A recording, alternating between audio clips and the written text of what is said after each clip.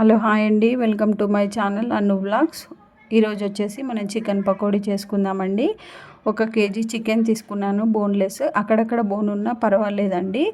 1 table spoon ధనియాల పొడి, కొద్దిగా అల్లం వెల్లుల్లి పేస్ట్, ఉప్పు కారం కలిపింది 1.5 స్పూన్ తీసుకున్నాను.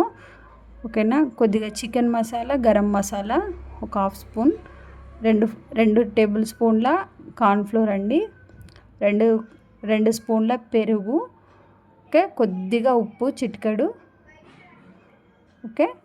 ఇవన్నీ వేసుకొని పెరుగు వేసుకొని బాగా కలుపుకోవాలి. కొద్దిగా ఫుడ్ కలర్ చిటికెడంతా, చివరగా కొత్తిమీర.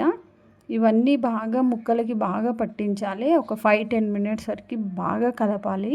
మనం ఎంత కలిపితే ముక్కలకు అంత పడుతుంది.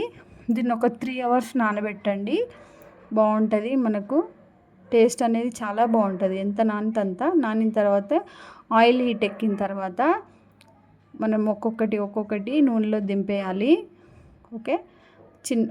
హై ఫ్లేమ్లో పెట్టి కాలవకండి. ఫస్ట్ గ్యాస్ చిన్నగా పెట్టుకొని కాలుస్తే లోపల ముక్క అనేది మంచిగా మెత్తగా ఉడికిపోతుంది, ఓకేనా. మీరు ఎంతసేపు నానబెడితే అంత టేస్ట్ అనేది వస్తుంది, ఓకేనా. ఇలా ఒక్కొక్కటి వేయించుకొని డీప్ ఫ్రై చేసుకుంటే ఈ కలర్ వచ్చేంతవరకు మనం మిగిలిన ముక్కల్ని కూడా నేను వేసి వేయించుకుంటున్నా, ఓకేనా. ఇలా చక్కగా వేగిపోతాయి ఒక్కొక్కటి, ఓకే.